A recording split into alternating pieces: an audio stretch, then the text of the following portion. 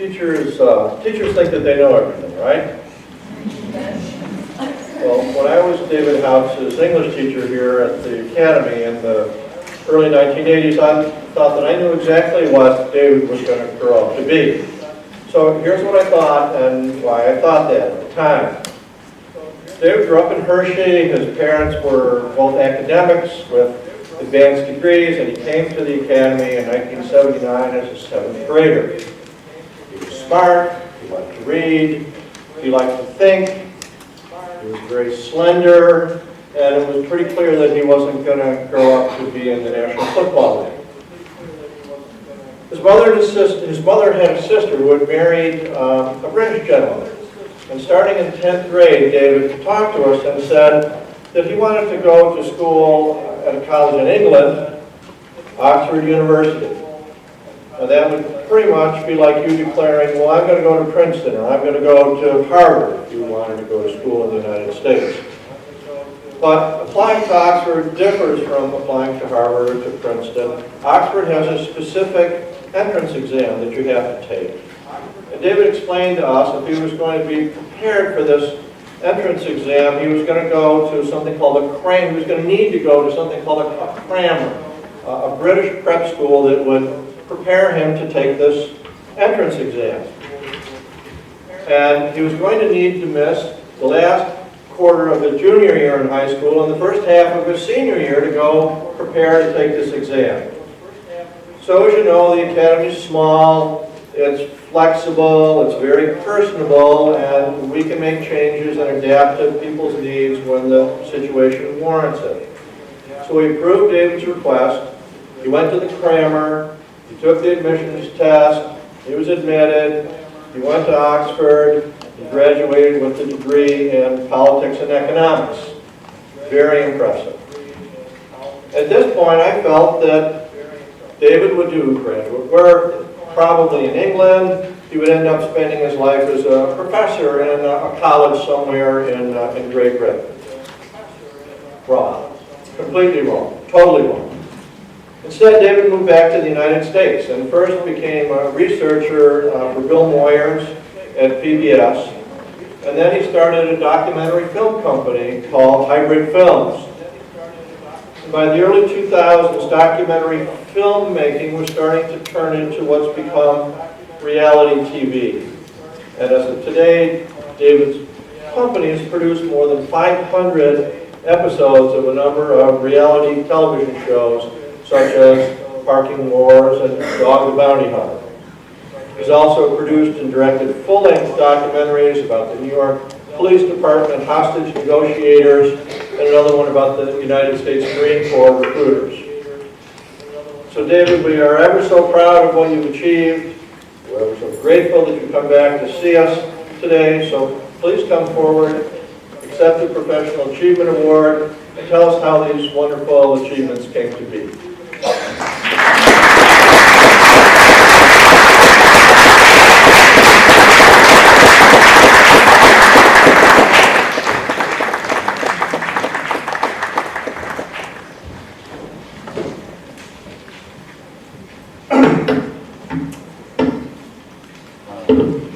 I'm going to repeat all of my forebears. It is really weird to be up here for having not been here for 28 years. The last time I was here, I was giving my senior speech. That's one of the things you realize as you get older. It's really weird to get old.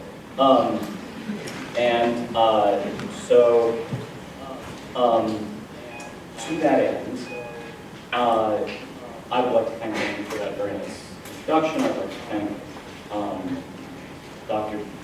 Newman for inviting us, everybody involved in selecting me for this honor.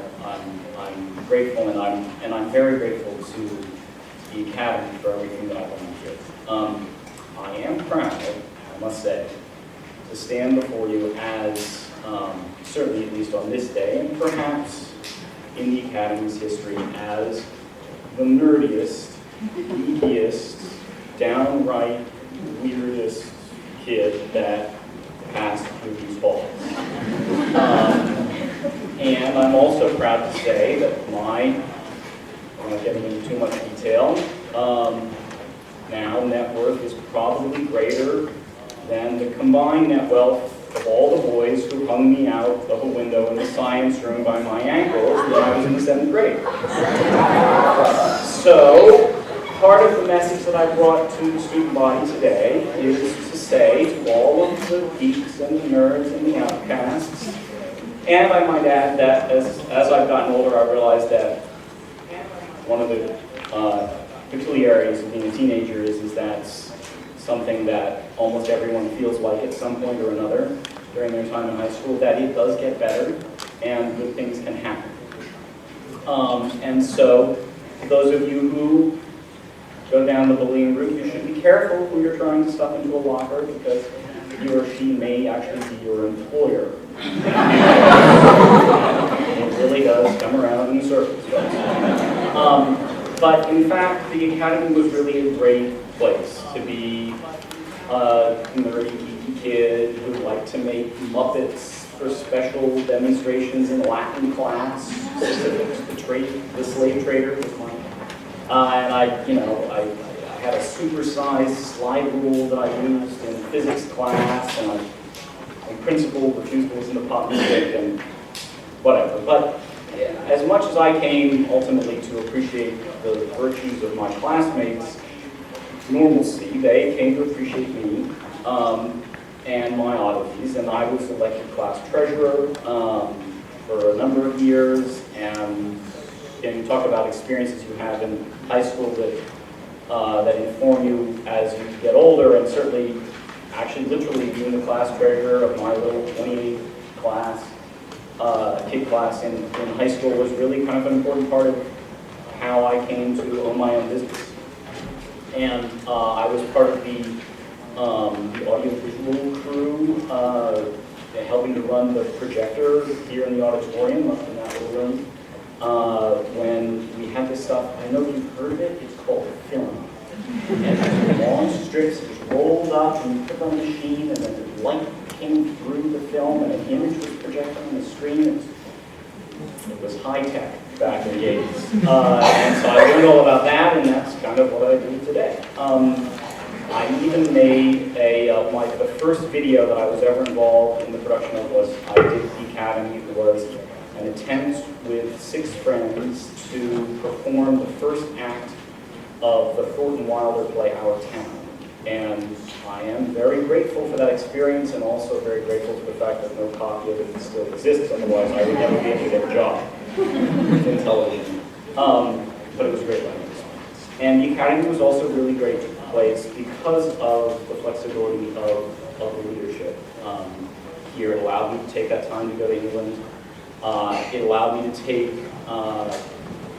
Randy's class that was really supposed to be for seniors, and I was in 10th grade. It was a Plato Machiavelli class where we only read these 2 books, just Plato's Republic and Machiavelli's The Prince, for the entire semester. And to be empowered to engage directly with the great books of the Western canon, to be encouraged to form my own opinions about these texts themselves and not just try to parrot back the opinions that somebody else had written down in the textbook, was really exciting and empowering, and I think that was a really important part of kind of helping me feel like I could take on the world.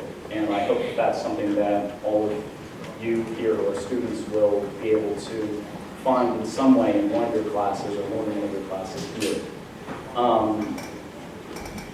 So very quickly, without kind of boring you too much, I had a number of teachers who were really amazing here, who really inspired me.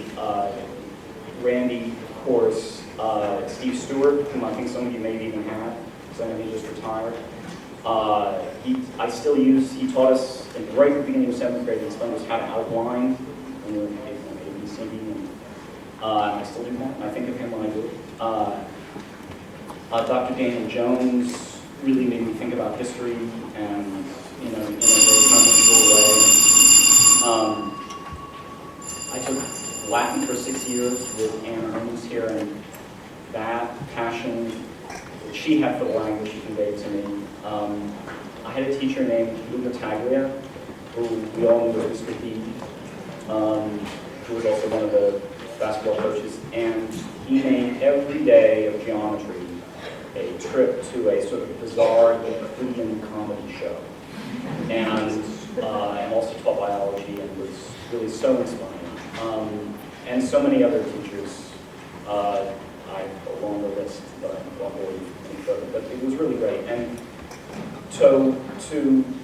just to very quickly explain to you what I do, because it's sort of like career day here at the moment. I make reality television shows. You've heard of those. You may have even watched a few of them. I like to really think of them because I started out making documentaries as that their reality television shows are documentaries that have drunk a couple of Red Bulls. And I was interested in journalism. As Randy said, I sort of did a lot of that work and got sort of a command of the crowd, or something approximating that. And so, kind of 3 quick stories before I finish about how I ended up doing this, which is one, right when I started in Oxford, I was in this room at New College. Oxford's divided into colleges. My college was called New College. It was new in 1379.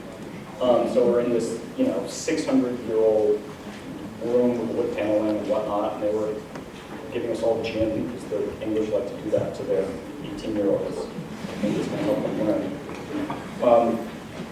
And one of the professors stood up, and to one of the economics professors, and he said, if you want to be entertained while you're a student here, you should go to the lectures, because it will be lots of fun. You can say interesting things. But if you want to learn about the subject, you should really read the books. And if you're trying to divide your time up, probably go for the books rather than the lectures. And so that's just sort of, we can put that there. The other little anecdote is that after I moved to New York, and I went to see a documentary called American Dream about a strike at a meatpacking plant in Minnesota. And I remember leaving the Angelica Theater in Greenwich Village and just thinking, that was like watching a feature film. It was incredibly sharp, conflict, and resolution, and what happened, and I felt like I'd been in these people's lives, and it was like a real movie, only it was a documentary. And I thought, no, I want to do that.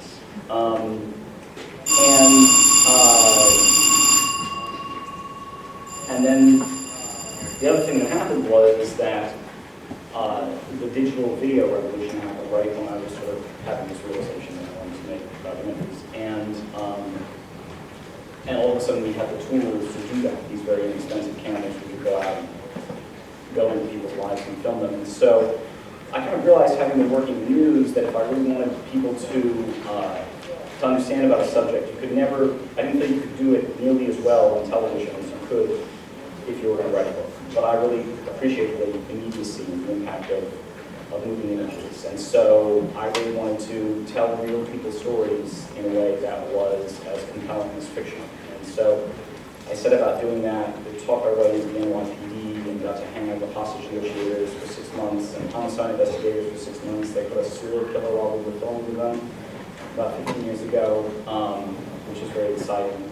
And we were making a show about kind of wacky Americans and their wacky jobs a number of years ago, and came across a discount funeral home in Honolulu, Hawaii, called Affordable Casket.